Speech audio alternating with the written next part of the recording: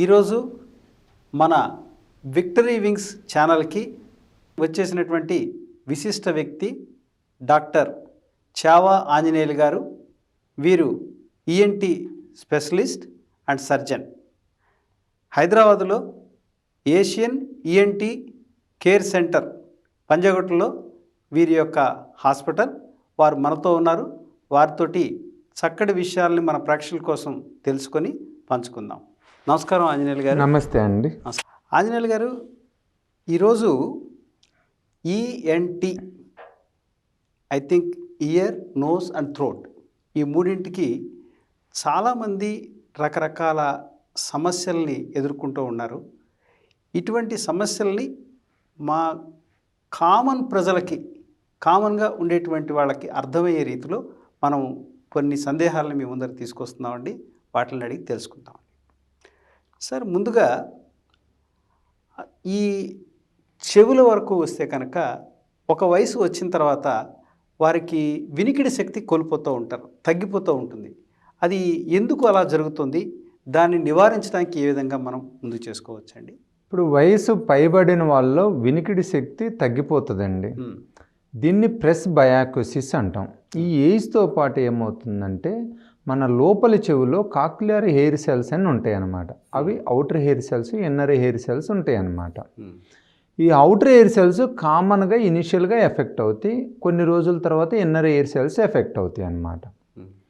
ఇది ఒక్కొక్కరికి ఒక్కొక్క వయసులో ఎఫెక్ట్ అవుతుంది. ఇది సేమ్ లైక్ మనం బ్రెయిన్ డెమెన్షియా టైప్. బ్రెయిన్లో కూడా మనకు వయసుతో పాటు సెల్ యాక్టివిటీ తగ్గిపోతూ ఉండి దాన్ని డెమెన్షియా అంటాం అన్నమాట. అలానే మన చెవిలో కూడా ఈ ఎయిర్ సెల్స్ అనేది over a period of time స్లోగా డ్యామేజ్ అవుతూ పోతుంటాయి. దీన్ని డీజనరేటివ్ ప్రాసెస్ అంటాం. ఈ డీజనరేటివ్ ప్రాసెస్ ఎందుకు వస్తుందంటే మోస్ట్లీ బ్లడ్ సప్లై తగ్గటం వలన ఒకటి, అలాగే అక్కడ సౌండ్స్కి ఎక్స్పోజ్ అయినా కానీ over a period of time old ఏజ్లో ఆ వాసోస్పాజమ్స్ వచ్చి దానివల్ల కానీ కూడా ఈ అవుటర్ ఎయిర్ సెల్స్ డ్యామేజ్ అయ్యే అవకాశం ఉంటుందన్నమాట.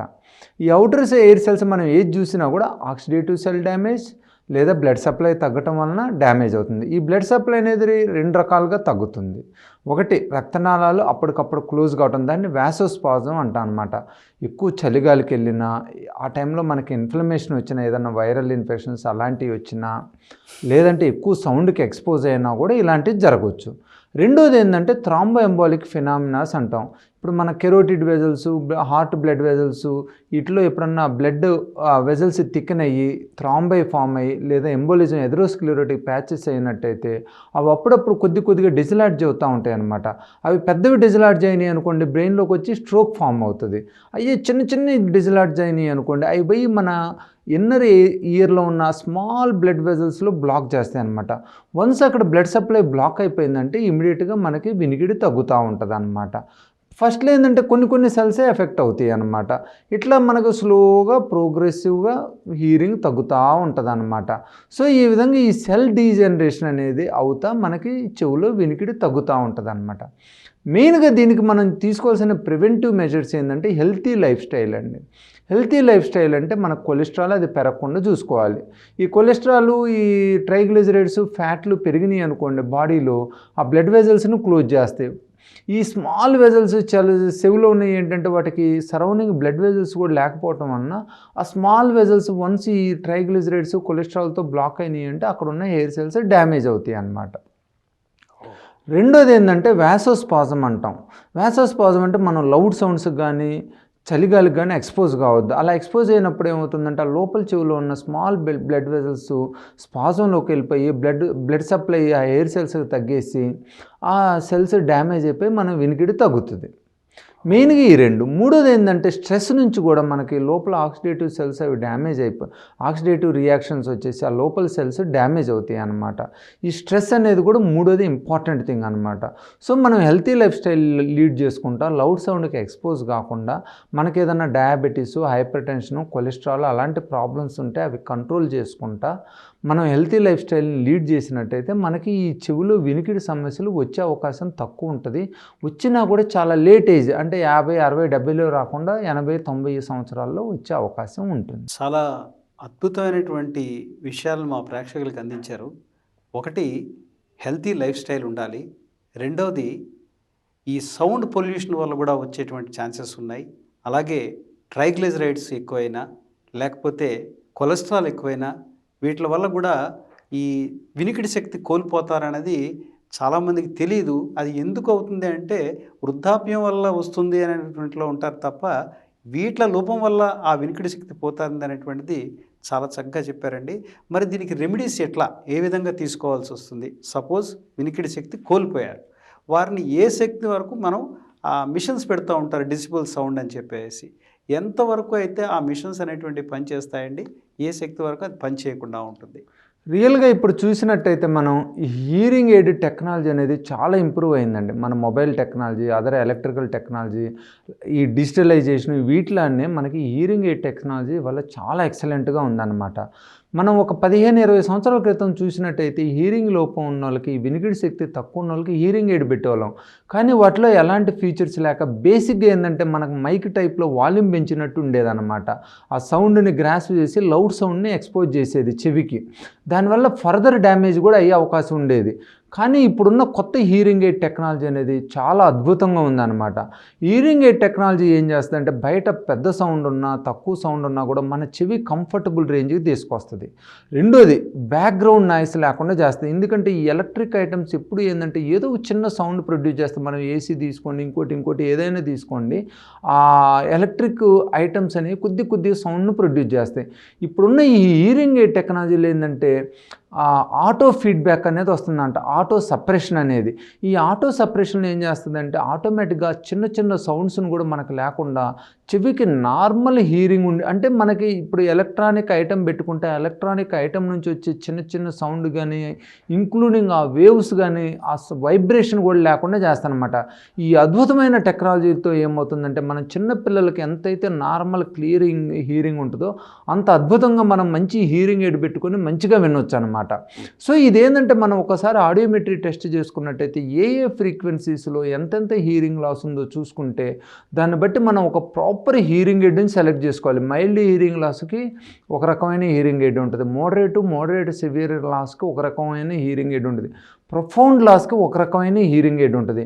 మనం మైల్డ్ ఉన్న వాళ్ళు కూడా చాలామందికి అవసరం లేదు, కానీ రియల్గా ప్రొఫెషన్లో పనిచేసే వాళ్ళకి రియల్గా సపోజ్ మనం మీటింగ్స్, పొలిటీషియన్ చూసుకున్నాను అనుకోండి, వాళ్ళ అసెంబ్లీ అలాంటి మీటింగ్స్కి అటెండ్ అయినప్పుడు, అదే జనరల్ ఒక కార్పొరేట్ పర్సన్ని తీసుకుని వాళ్ళు పెద్ద గ్యాదరింగ్స్ని అటెండ్ చేయాల్సి వస్తుంది. వాళ్ళకి ఏంటంటే ప్రతి పాయింట్ కూడా ఇంపార్టెంట్. అలాంటప్పుడు వాళ్ళకి minimal hearing loss, mild hearing loss ఉన్నా కూడా వాళ్ళు హీరింగ్ ఎయిడ్ పెట్టుకుని దాన్ని ఆల్మోస్ట్ నార్మల్ హీరింగ్ తీసుకొచ్చి వాళ్ళు అద్భుతంగా వినవచ్చు.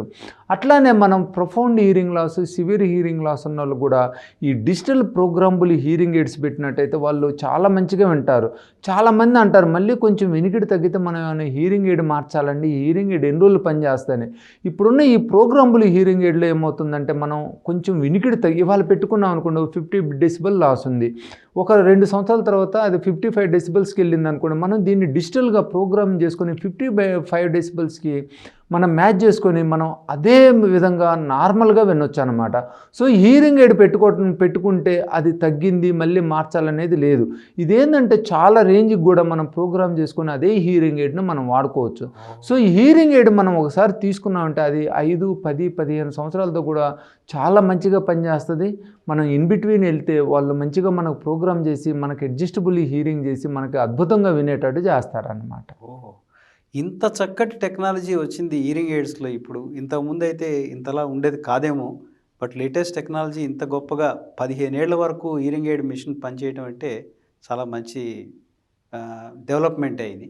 సార్, ఇప్పుడు ఈ చెవిలో వ్యాక్స్ వస్తుంది, గులుము అని చెప్పేసి, దానివల్ల కూడా మనకి వినికిడి శక్తి కోల్పోతుందని అంటారు. మరి దాని తర్వాత చాలామంది నేను చూస్తూ ఉంటాను, ఏదో పుల్లలు పెట్టుకొని బడ్స్ పెట్టుకొని తీస్తూ ఉంటారు. ఇది ఎంతవరకు సమంజసం అంటారు, ఆ బడ్స్ తోటి చెవుల్లో పెట్టుకోవడం అన్నది? ఈ వ్యాక్స్ అనేది సమస్య అండి. ఈ వ్యాక్స్ ఉన్నప్పుడు కూడా మనకి వినికిడి తగ్గుతుంది అనమాట. ఇది వెరీ ఈజీ టు ఐడెంటిఫై. ఒకసారి మనం వినికిడి తగ్గినప్పుడు డాక్టర్ గారిని సంప్రదించినట్టయితే సింపుల్గా లైట్ పెట్టి, ఈవెన్ మీరు కూడా చూడొచ్చు, కొంచెం చెవిని పైకి లాగి టార్చ్ లైట్ పెట్టినట్టయితే అక్కడ బ్రౌను, బ్లాక్, ఎల్లోగా ఏదైనా ఉన్నట్టయితే అది వ్యాక్స్ అని అర్థం అండి.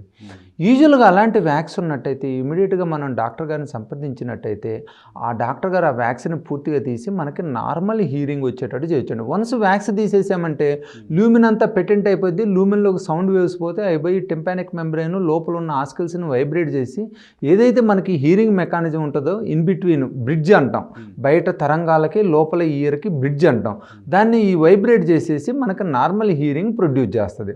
ఈ వ్యాక్స్ని ఎక్కువ రోజులు ఉంచడం మంచిది కాదండి. ఎందుకంటే వ్యాక్స్ రోజు రోజుకి అక్యుములేట్ అయినట్టయితే సరౌండింగ్ స్కిన్ మీద ఇన్ఫెక్షన్ వచ్చేసి ప్రెషర్ చేసి అక్కడ గ్రాన్యులేషన్స్ స్కిన్ని డ్యామేజ్ చేస్తుంది. వన్స్ స్కిన్ డ్యామేజ్ అయిన తర్వాత దాని కింద బోన్ ఉంటుంది అనమాట. ఆ బోన్ కూడా స్లోగా ప్రెషర్ నెక్రోసిస్ అంటాం. ఆ టైంలో పేషెంట్ కూడా చాలా పెయిన్ వస్తుంది అనమాట. దీన్ని కెరటోసిస్ అప్టూరెన్స్ అంటనమాట. ఈ హార్డ్ వ్యాక్స్ అనేది చుట్టుపక్కల ఉన్న బోన్ని డ్యామేజ్ చేసి అక్కడ సివియర్ ప్రాబ్లమ్స్ని తీసుకొచ్చే అవకాశం కూడా ఉంటుంది అనమాట. ఎస్పెషలీ ఓల్డ్ పీపుల్, డయాబెటీస్ ఉన్న వాళ్ళు అయితే చెవుల్లో కొంచెం డిస్కంఫర్ట్ ఉన్నా నెగ్లెక్ట్ చేయొద్దు. ఎందుకంటే ఈ డయాబెటీస్ ఉన్న వాళ్ళు ఆ వ్యాక్సిన్ నుంచి కనుక ఆ బోన్ మీద ఇన్ఫెక్షన్ వచ్చి ప్రెషర్ పడి ఆటైటిస్ ఎక్స్టర్నా వచ్చిందంటే చాలా డేంజర్ అండి. దాన్ని మ్యాలిగ్నెంట్ ఆటైటిస్ ఎక్స్టర్నా అంటాం. అది ఇమీడియట్గా లోపల బ్రెయిన్కి పోయిద్ది. ఈవెన్ మనకి కొంచెం ఇన్ఫెక్షన్ వచ్చినా కూడా 6 వారాల నుంచి 3 నెలలు మనం ఇంజెక్షన్స్ ఐవీ యాంటీబయాటిక్స్ తీసుకోవాల్సి వస్తుంది అనమాట. అంత సీరియస్ కండిషన్కి వెళ్ళిద్ది. దాంతోపాటు అక్కడ క్రేనియల్ నర్వ్ పాలసీస్ ఇలాంటివి వస్తాయి. ఏదన్నా ఆపరేషన్ చేయాల్సి వచ్చినా కూడా ఇలాంటి కేసుల్లో సక్సెస్ రేట్ తక్కువ ఉంటుంది, మోర్టాలిటీ కూడా చాలా ఎక్కువ ఉంటుంది అనమాట. సో ఎట్టి పరిస్థితుల్లోనూ డయాబెటీస్ ఉన్న వాళ్ళు, ఓల్డ్ పీపుల్ వ్యాక్స్ ఫామ్ అయినట్టయితే నెగ్లెక్ట్ చేయకూడదు. రెండోది, ఇది మనం అంతటా మనం చాలామంది అంటారు మేము పుల్లలు పెట్టి తీసుకుంటాం అంటారు. ఇది ఎట్టి పరిస్థితుల్లోనూ మంచిది కాదు. ఎందుకంటే మనం ఏదైనా ఒక హోల్ ఉందండి, హోల్లో మనం ఏదన్నా ఒక ఆబ్జెక్ట్ని తీయాలంటే ఏదన్నా ఒకటి ఉంటే దాన్ని వెనక్కి పోయి లాగాలి. మనం ముందు నుంచి తోస్తూ ఉంటే అది చివరికి పోతానే ఉండి చివరి డెడ్ ఎండ్ దాకా వెళ్ళింది చివరి దాకా. సో అది మంచిది కాదు. ఎప్పుడన్నా మనం కాటన్ బడ్డు పెట్టుకుంటే వస్తుంది అంటే ఆ సరౌండింగ్ ఇప్పుడు ఏదైతే లూమిన్గా పక్కన ఉంటుందో అది మాత్రం వస్తుంది, కానీ సెంటర్లో ఉన్నదాన్ని ఇంకా మనం తోస్తున్నట్టు ఉంటుంది. అది చాలా బ్యాడ్ హ్యాబిట్ అనమాట. దీంతోపాటు ఏమైందంటే ఆ చుట్టుపక్కల ఆల్రెడీ వ్యాక్స్ నుంచి ఇన్ఫెక్షన్ వచ్చి మనం పెట్టే కాటన్ బడ్స్ ఏం చేస్తుంటే దాని మీద ఇంకా డ్యామేజ్ చేసి ఇంకా ఇన్ఫెక్షన్ ఎక్కువ చేసే అవకాశం ఉంటుంది. పెయిన్ కూడా చాలా సివియర్గా వచ్చే అవకాశం ఉంటుంది అనమాట. సో ఎట్టి పరిస్థితుల్లో నువ్వు గుబులు ఉన్నట్టయితే మనం కాటన్ బడ్స్, పుల్లలు అలాంటివి పెట్టి కానీ, లేదా కొంతమంది పెన్ని క్యాప్లు పెట్టి కానీ, కొంతమంది పిన్నీసులు పెట్టి కానీ తీస్తుంటారు. ఇది ఎట్టి పరిస్థితుల్లోనూ మంచిది కాదు. దీనివల్ల నష్టమే కానీ లాభం ఎట్టి పరిస్థితుల్లోనూ లేదు. ఇంకా చాలామంది అనుకుంటారు నేను కాటన్ బడ్డు పెట్టాను తీస్తున్నాను అనుకుంటారు, కానీ కాటన్ బడ్డు పెట్టడం వల్ల అది ఏమవుతుందంటే ఇంకా లోపలికి పోయి మీకు కనిపించకుండా ఉంటుంది అనమాట. దానివల్ల మీరు బయటకు వచ్చింది అనుకుంటారు. ఐడియల్గా ఏంటంటే అక్కడ జరుగుతుంది, ఇది లోపలికి వెళ్ళిపోతుంది. అట్లా మీరు 10 సార్లు చేశాను, అక్కడ పోయి మనం ఏదన్నా మట్టి మీద గట్టిగా గుద్దితే ఎలా అయితే మట్టి హార్డ్ అయిపోయిద్దో అలా వ్యాక్స్ అంతా పోయి ఒక్కోసారి అది మన చెవి గోబుకి రంధ్రం కూడా కాజ్ చేసే అవకాశం ఉంది. ఎందుకంటే మీరు బయట నుంచి ఫుడ్ చేస్తున్నారు, లోపల ఉన్న చెవి గోబు అనేది చాలా పల్సటి మెంబ్రేన్ అనమాట. ఇదేమైందంటే దాన్ని పోయి గట్టిగా హిట్ అయిందంటే ఆ పల్సటి గోబుకి రంధ్రం పడేసి అది సివియర్ ఇన్ఫెక్షన్, వినికిడి పర్మనెంట్గా కోల్పోయే అవకాశాన్ని కూడా క్రియేట్ చేస్తారనమాట. అక్కడ ఉన్న ఆస్కిల్స్ అవన్నీ డ్యామేజ్ అయిపోయి. సో ఎట్టి పరిస్థితుల్లోనూ మీరు నెగ్లెక్ట్ చేయొద్దు. ఒకవేళ గట్టి వ్యాక్స్ ఉండి నొప్పి వస్తుంటే ఇమీడియట్గా ఏదైనా యాంటీబయాటిక్, పెయిన్ కిల్లరు, దాంతోపాటు డీవ్యాక్స్ ఏదైనా గుబిల్ని మెత్తబడే డ్రాప్స్ వేసుకొని ఒక 4-5 రోజులు డాక్టర్ దగ్గరికి వెళ్ళి సేఫెస్ట్ మెథడ్ ఏంటంటే అంటారు మైక్రోస్కోప్ అండి. మైక్రోస్కోప్లో ఏంటంటే మనం 100% వాల్స్ అన్నీ చూసుకుంటాం, మొత్తం వ్యాక్సిన్ని జాగ్రత్తగా క్లియర్ చేయడానికి వితౌట్ ఫర్దర్ డ్యామేజ్ అవకాశం ఉంటుంది అనమాట. దీనికి మీరు ఎట్టి పరిస్థితులను సంకోచించాల్సిన అవసరం లేదు. డాక్టర్ గారి దగ్గరికి వెళ్ళి మంచిగా వ్యాక్సిన్ శుభ్రం చేయించుకోండి. రెండోది, ఎప్పుడన్నా మళ్ళీ వస్తుందా అంటారు. 100లో ఒకరికిద్దరికే మళ్ళీ వచ్చే అవకాశం ఉంటుంది. అది కూడా పిల్లల్లో అండి. వాళ్ళ పిల్లల్లో ఏమైందంటే ఒక్కోసారి ఈ బయట చెవి కెనాల్ అనేది నేరోగా ఉంటుంది. అదేంటంటే వాళ్ళకి పెద్ద కొన్ని పిల్లలు ఏజ్ పెరిగే కొద్దీ ఏమవుతుందంటే అది కూడా సైజు పెరిగిపోయి కొన్నాళ్ళకి ఆ ప్రాబ్లం లేకుండా పోయిద్ది అన్నమాట.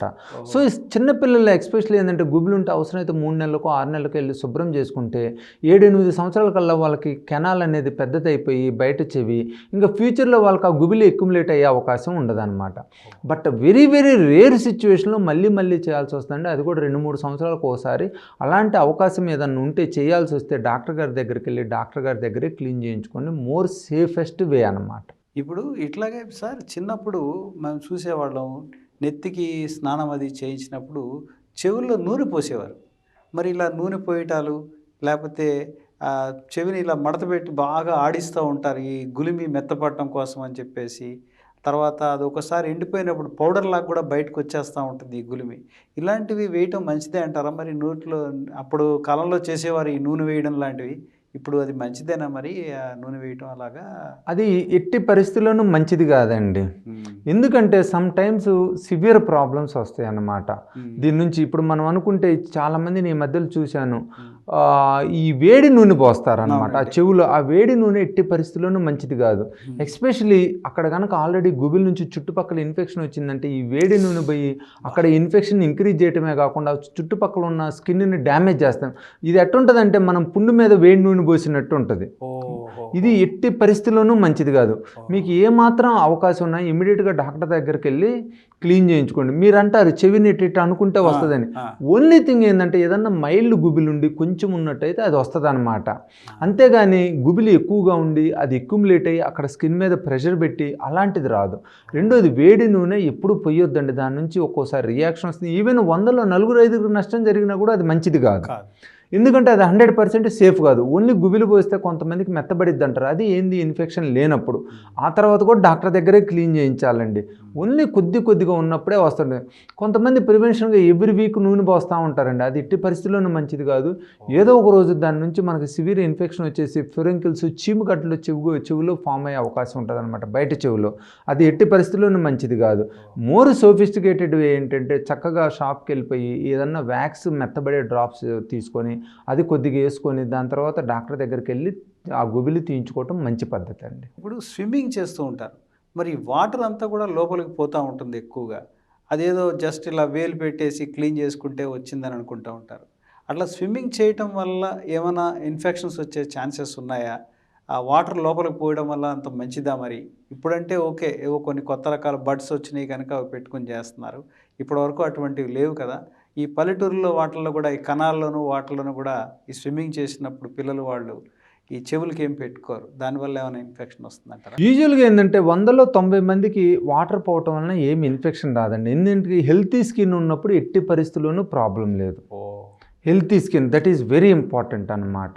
రెండోది ఏంటంటే ఈ వాటర్ మనం అనుకుంటాం ఎట్లా అనుకుంటే తీస్తామని, మనం ఎక్కడ వాటర్ వేసినా కూడా ఈవెన్ మన ఇంట్లో ఏదన్నా హోల్ ఉందని ఒక పావు గంటలోనో 10 నిమిషాల్లోనో 5 నిమిషాల్లోనో అది ఎండిపోతుంది depending on the surrounding weather. అలానే మన చెవులో కూడా బయట చెవులో ఉండే వాటరు ఒక 5 నిమిషాల్లోనో 10 నిమిషాల్లోనో 15 నిమిషాల్లోనో అది ఆరిపోయింది. ఓన్లీ థింగ్ మనం గుడ్డ పెట్టి ఇట్ట అన్నాం అనుకోండి, నీరు కొంత గుడ్డలోకి వెళ్ళిపోయింది, మిగతా తొందరగా ఆరిపోయి. ఇప్పుడు మనం ఎట్టుంటుందంటే పిండిని బట్ట కొద్దిగా టైం తీసుకుంటుంది, పిండిని క్లాత్ కొద్దిగా తొందరగా ఆరిపోయింది. అలానే మనం చెవులో కనుక స్నానం చేసిన తర్వాత గుడ్డ పెట్టి బయట ఇట్టు అనుకున్నాం అనుకోండి, కొంత గుడ్డకి నీరు అంటుకొని కొంత మిగతాది కొద్దిగా ఉండేది ఇమీడియట్గా ఆవిరైపోయింది. మనం అట్లా అనుకోలేదు అనుకోండి, ఆ తడిపోవటానికి ఇంకొక 5 నిమిషాలు ఎక్స్ట్రా టైం పడుతుంది. అంతేగాని ఆ నీరు అంతే ఉండటం అనేది జరగదు. మిగతా పరిసరాల్లో ఎట్టయితే నీరు మనకి వెదర్కి ఆవిరైపోయి ఎండిపోతుందో అలానే మన చెవిలో కూడా నీరు అలానే అయిపోతుంది అనమాట. రెండోది 100లో ఒక 5 నుంచి 10 మందికి మటుకి ఈ చెవిలోకి నీరు పోవటం వలన ఇన్ఫెక్షన్స్ వచ్చే అవకాశం ఉంటుందన్నమాట. ఎస్పెషలీ ఎగ్జిమా ఎలర్జీ కండిషన్స్ ఉన్న వాళ్ళు, ఎగ్జిమాటస్ అంటాం, ఎగ్జిమాటస్ ఆర్టైటిస్ ఎక్స్టర్నా వల్ల ఏమవుతుందంటే ఎలర్జీ ఎగ్జిమా వలన అవుటర్ స్కిన్ డ్యామేజ్ అయ్యి ఉంటుంది అనమాట స్కిన్ కెనాల్లో. అలాంటప్పుడు ఇన్ఫెక్షన్స్ పోతే అక్కడ వెట్ ఫామ్ అయ్యి ఫంగల్ ఇన్ఫెక్షన్స్, బ్యాక్టీరియల్ ఇన్ఫెక్షన్స్ వచ్చే అవకాశం ఉంటుందన్నమాట. ఎవరికైతే 1-2 సార్లు చెవులోకి నీళ్ళు పోయి ఇన్ఫెక్షన్ వస్తుందో వాళ్ళ మటుకి ఫ్యూచర్లో చెవులోకి నీళ్లు పోకుండా చూసుకోవటం మంచిదన్నమాట. అది ఎగ్జిమాటస్ ఆర్టైటిస్ ఎక్స్టర్నా అంటాం. ఈ ఎగ్జిమాటస్ ఆర్టైటిస్ ఎక్స్టర్నా ఉన్న వాళ్ళకి మటుకి చెవులోకి నీళ్లు పోతే ఇన్ఫెక్షన్ వచ్చే అవకాశం ఉంటుంది. నార్మల్ స్కిన్ ఉన్న వాళ్ళకి, ఎలర్జీ లేని వాళ్ళకి, ఎగ్జిమా లేని వాళ్ళకి చెవులోకి నీళ్లు పోయినా వచ్చే ప్రాబ్లం ఎలాంటిది ఏమీ లేదన్నమాట. డాక్టర్ గారు, ఇప్పుడు చెవిలో రంధ్రాలు పడ్డాయని అంటారు, దానికి ఆపరేషను అల్టిమేటా, లేకపోతే దాన్ని మందుల ద్వారా కూడా ఏమైనా తగ్గించుకునేది ఉంటుందా? ఆపరేషన్ చేస్తే సైడ్ ఎఫెక్ట్స్ లాంటివి ఏమైనా ఉంటాయా చెప్పండి. ఈ చెవిగూపకు రంధ్రము టెంపానిక్ మెంబ్రేన్ పర్ఫరేషన్ అంటామండి. ఇది యూజువల్గా చిన్నపిల్లల్లో జలుబు చేసినప్పుడు వస్తుంటుంది. జలుబు చేసినప్పుడు ఏమైందంటే ముక్కులో ఉన్న ఇన్ఫెక్షను చెవులోకి ఈస్టేషన్ ట్యూబ్ ద్వారా ఈజీగా పోవటానికి అవకాశం ఉంటుంది చిన్నపిల్లలు. ఎందుకంటే వాళ్ళకి ఈస్టేషన్ ట్యూబ్ అనేది మోర్ హారిజాంటల్గా ఉంటుంది, మనకు వచ్చేసి మోర్ ఆబ్లిక్యూ పొజిషన్లో ఉంటుంది అనమాట. ఆబ్లిక్యూ పొజిషన్లో ఉన్నప్పుడు కింద నుంచి పైకి ఇన్ఫెక్షన్ పోవటం చాలా కష్టం. అదే హారిజాంటల్గా ఉన్నట్టయితే ఈస్టేషన్ ట్యూబ్ చిన్నపిల్లల్లో ఈజీగా ముక్కులో నుంచి జలుబు అనేది చెవులో పోయి చెవులో ఇన్ఫెక్షన్ క్రియేట్ చేస్తుంటుంది. యూజువల్గా ఈ చెవిగోపుక రంధ్రాలు అనేది ఒకటి ఇన్ఫెక్షన్ నుంచి వస్తుంది, రెండోది ఎప్పుడైనా చెవి మీద బ్లంట్గా ఇంజురీ అయినప్పుడు వస్తుంది అనమాట. చాలామంది మోచేతి గుద్దుకుందానో లేదా చెంప మీద చెల్లుమని పీయటమో ఇలాంటివి చేసినప్పుడు ఆ బయట చెవిలో ప్రెషర్ అనేది డెవలప్ అయ్యి ఆ చెవిగూపు మీద ప్రెషర్ పడి రంధ్రం పడుతుంది. మూడోది ఏంటంటే ఒక్కొక్కసారి ఈ బారో ట్రామాస్ అంటాం, ఫ్లైట్లో జర్నీలు చేసేటప్పుడు సడన్ నెగిటివ్ ప్రెషర్ వచ్చినప్పుడు కూడా ఈ చెవిగూపుకు రంధ్రాలు పడే అవకాశం ఉంటుంది. సో యూజువల్గా ఎక్యూట్ మన చేతికి దెబ్బ తగిలి వచ్చింది కానీ బారో ట్రామా నుంచి వచ్చింది కానీ most of the times heal అయిపోయిందండి. అదేంటంటే ఫ్రెష్ వుండ్ అంటాం, ఇన్ఫెక్షన్ ఏమి ఉండదు. ఇన్ఫెక్షన్ లేనప్పుడు ఆ చెవిగూపు రంధ్రం ఆటోమేటిక్గా హీల్ అయిపోతుంది. ఇంకోటి పిల్లల్లో కూడా ఈ చిన్న చెవిగూపుకు రంధ్రాలు అప్పుడు జలుబు చేసినప్పుడు పడ్డాయి అయితే మనకి ఆ ఇన్ఫెక్షన్ తగ్గంలోనే జలుబుతో పాటు కూడా ఈ రంధ్రం కూడా ఆటోమేటిక్గా క్లోజ్ అయిపోద్ది అనమాట. యూజువల్గా అందుకని పిల్లల్లో ఎక్కువ జలుబు చేసే వాళ్ళకి చెవిలో చీము వచ్చే వాళ్ళకి ముందు ముక్కు ఆపరేషన్ చేసినా ముక్కు వ్యాధిని మందులతో తగ్గించినా కూడా చెవి రంధ్రం ఆటోమేటిక్గా క్లోజ్ అయిపోయింది. ఓన్లీ ప్రాబ్లం ఎక్కడ వస్తుందంటే ఈ చెవిగూపు రంధ్రాలు అనేది సపోజ్ ఈ 100లో ఒకరికిద్దరికి ఏమైందంటే ఆటోమేటిక్గా ఇన్ఫెక్షన్ తగ్గినా కూడా చెవిగూపు రంధ్రాలు మనం ఎస్పెషల్లీ 15 నుంచి 25, 30, 40 సంవత్సరాల నడి మధ్యలో వాళ్ళకి ఏదైతే చెవిగూపుకు రంధ్రం ఉంటుందో అది కూడా ఇన్ఫెక్షన్ తర్వాత వచ్చింది ఉంటుందో, ఇన్ఫెక్షన్ తగ్గినా కూడా ఆ రంధ్రం అంతే ఉంటుందో అలాంటి వాళ్ళకి చిన్న ఆపరేషన్ చేయాల్సి వస్తుందన్నమాట. టెంపనోప్లాస్టీ సర్జరీ అంటాం. ఇది వెరీ సింపుల్ అండి. యూజువల్గా చేయించుకొని 2-3 గంటల్లో ఇంటికి పంపించేస్తాం. లోపల నుంచి లోపలే చేయొచ్చు, బయట కుట్లు బ్యాండేజ్ ఓల్డెన్ డేస్లా అనేది లేదు. ఇవాళ అడ్వాన్స్డ్ టెక్నాలజీ తోటి మంచి మైక్రోస్కోప్స్ వచ్చినాయి, ఇన్స్ట్రుమెంట్స్ కూడా చాలా ఫైన్ ఇన్స్ట్రుమెంట్స్ వచ్చినాయి. వీటితోటి ఏమవుతుందంటే చెవి లోపల నుంచి లోపలే మంచిగా ఆపరేషన్ చేసి పొద్దునపొడి చేసి ఒక 2-3 గంటల హాస్పిటల్లో ఉంచి ఇమీడియట్గా పంపుతాం. రికార్డింగ్ సక్సెస్ రేట్ గురించి కూడా ఆలోచించినట్టయితే 100లో 99 మందికి సక్సెస్ రేట్ ఉందండి. ఫెయిల్ అనేది చాలా రేర్ సిచ్యువేషన్లో ఉంటుంది అనమాట. అదే ఇండైరెక్ట్గా చెప్తే మంచి సర్జన్ కనుక సర్జరీ చేసినట్టయితే ఫెయిల్ అయిందంటే అది యూజువల్గా పేషెంట్లో ఉన్న టిష్యూ హీలింగ్ ప్రాబ్లమే అనుకుంటాం కానీ సర్జరీ ఫెయిల్యూర్ అనేది ఉండదన్నమాట. అంత మంచి సక్సెస్ రేట్ ఉంది.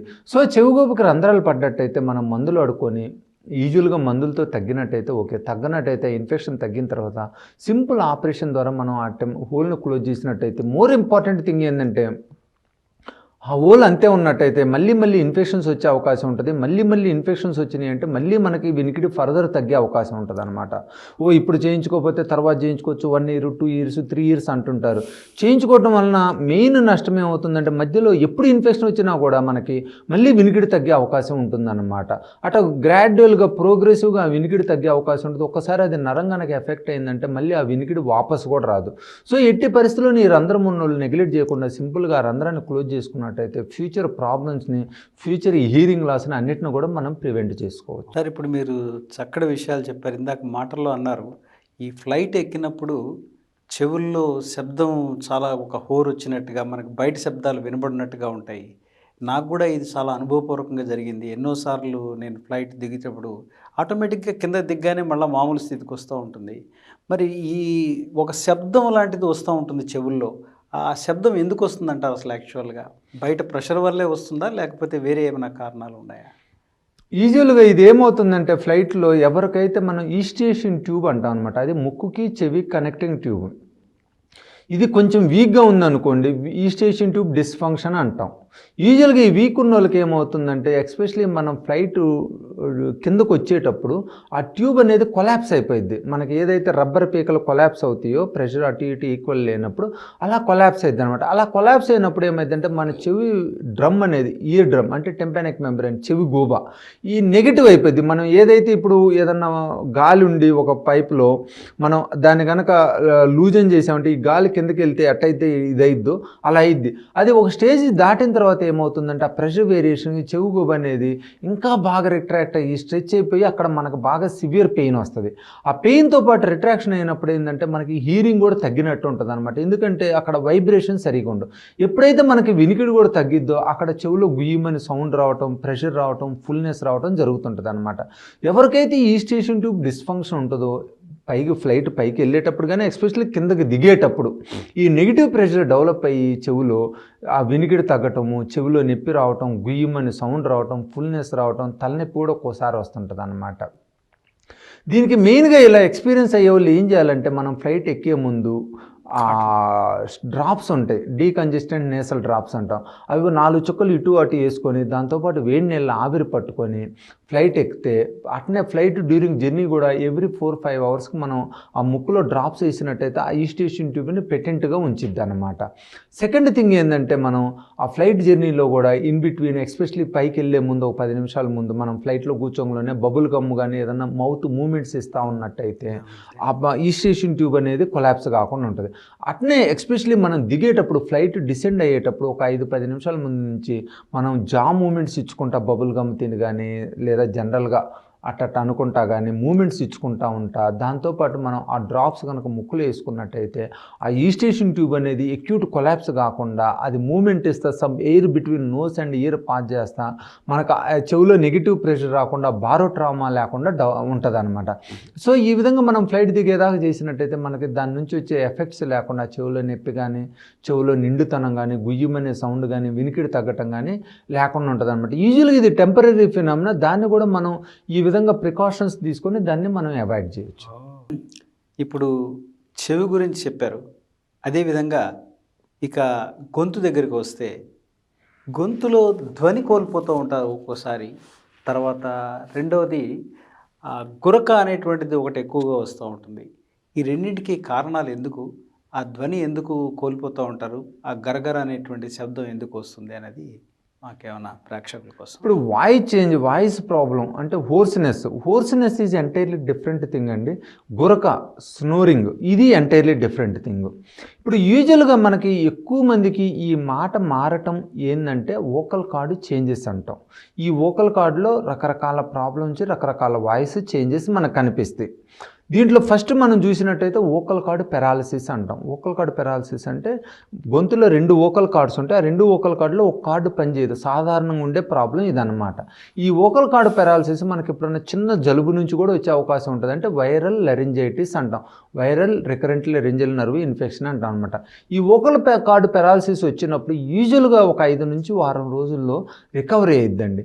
ఎవరికైతే 5 నుంచి వారం రోజుల్లో రికవరీ కాలేదో వాళ్ళకి ఆల్వేస్ మనం ఒకటి సిటీ స్కాన్ చేసుకొని అక్కడ ఏదైనా కంప్రెషన్ ప్రాబ్లం లేదని చూసుకోవాలి. చాలా సిచ్యువేషన్లో మేము చూసామండి, ఎక్యూట్ వోకల్ కార్డు పెరాలసిస్ వచ్చిన వాళ్ళు సిటీ స్కాన్ చేస్తే ఆ గొంతు దగ్గర కానీ లంగ్స్లో కానీ ట్యూమర్ ఉండే అవకాశం ఉంటుంది. దాంతోపాటు ఆ హార్ట్ పెరిగి కార్డియోమెగలే కానీ ఆ పక్కన మిడియాషనల్ లింఫ్ నోడ్స్ అలాంటివి కూడా ఉండే అవకాశం ఉంటుంది అనమాట. సో రేర్ సిచ్యువేషన్లో దీంట్లో ప్రాణాంతకమైన వ్యాధి ఉండే అవకాశం ఉంటుంది. ఎవరికైతే వోకల్ కార్డు పెరాలసిస్ వచ్చి అది ఇంప్రూవ్ కాలేదు ఏదో మందులతో కానీ ఎక్సర్సైజ్తో అనుకుంటే మటుకి వాళ్ళకి సిటీ స్కాన్ ఒకటి చేసుకొని వేరే ప్రాబ్లం ఏమీ లేదని కన్ఫర్మ్ చేసుకోవటం మంచిదండి. ఏదన్నా వేరే ప్రాబ్లం ఉన్నట్టయితే దాన్ని మనం సీరియస్గా తీసుకొని దానికి ట్రీట్మెంట్ ఇవ్వాల్సి వస్తుంది. రెండోది ఈ బొంగురు గొంతుకి చాలా మందిలో ఏం చేస్తారంటే కొంతమందిలో ఎక్కువ మాట్లాడటం వల్ల కానీ సింగింగ్ చేయటం వల్ల కానీ ఎక్కువ మాట్లాడుతూ కొంతమంది ఈ మధ్యలో చూసినట్టయితే ఎస్పెషల్లీ యంగ్ పీపుల్ కొంతమంది ఈ మధ్యలో రీహాబిలిటేషన్ సెంటర్కి అటు ఇటు పోయి వాళ్ళకి ట్రైనింగ్ ఇస్తున్నారు. ఈ ఫిజియోథెరపీ ట్రైనింగ్ సెంటర్లో కూడా కొంతమందికి ఈ ప్రాబ్లమ్స్ వచ్చే అవకాశం ఉంటుంది. ఎస్పెషల్లీ సింగర్స్లో కొత్తగా సింగింగ్ స్టార్ట్ చేసిన వాళ్ళు వచ్చే అవకాశం ఉంటుంది. ఎందుకంటే వాళ్ళకి ఎగ్జాక్ట్గా ఎట్ట సింగ్ చేయాలి, ఏ ఫ్రీక్వెన్సీలో చేయాలని వాళ్ళకి అడ్జస్ట్ అయ్యేటప్పుడు కొంత టైం తీసుకుంటుంది. ఈ టైంలో ఈ ప్రాబ్లమ్స్ వచ్చే అవకాశం ఉంటుంది అనమాట. దీన్ని వోకల్ కార్డ్ నాడ్యూల్స్ అంటాం అనమాట. ఈ వోకల్ కార్డ్ నాడ్యూల్స్ ఉన్నప్పుడు ఏంటంటే మనం ఒకసారి ఎండోస్కోపిక్ విధానం ద్వారా చెక్ చేసుకొని ఆ వోకల్ నాడ్ సైజ్ ఎంత ఉందో చూసుకొని దానికి మనం మంచిగా ఈ స్పీచ్ పెథాలజిస్ట్ అడ్వైస్ తీసుకొని ప్రికాషన్స్ తీసుకున్నట్టయితే ఆ వోకల్ నాడ్యూల్ సైజ్ తగ్గటమే కాకుండా మీకు ఎలా మాట్లాడాలి, ఒక్కో లారెన్స్కి ఒక్కో రకంగా ఒక్కో ఫ్రీక్వెన్సీలో మాట్లాడాలి. ఎందుకంటే మనం చూసినట్టయితే ఈ ఎక్సర్సైజ్ చేసేటప్పుడు కూడా జిమ్ ట్రైనర్ ఉన్నారనుకోండి మనకు మజిల్ పట్టే అవకాశం కానీ చాలా తక్కువ ఉంటుంది. అలానే మనం ఈ స్పీచ్ పెథాలజిస్ట్ అండర్ గైడెన్స్ కనుక మనం ఇనిషియల్ స్టేజ్లో కనుక ఈ సింగింగ్ కానీ ఇవన్నీ ప్రాక్టీస్ చేసినట్టయితే మనకు ఆ సైడ్ ఎఫెక్ట్స్ వచ్చే అవకాశం లేకుండా ఉంటుంది అనమాట.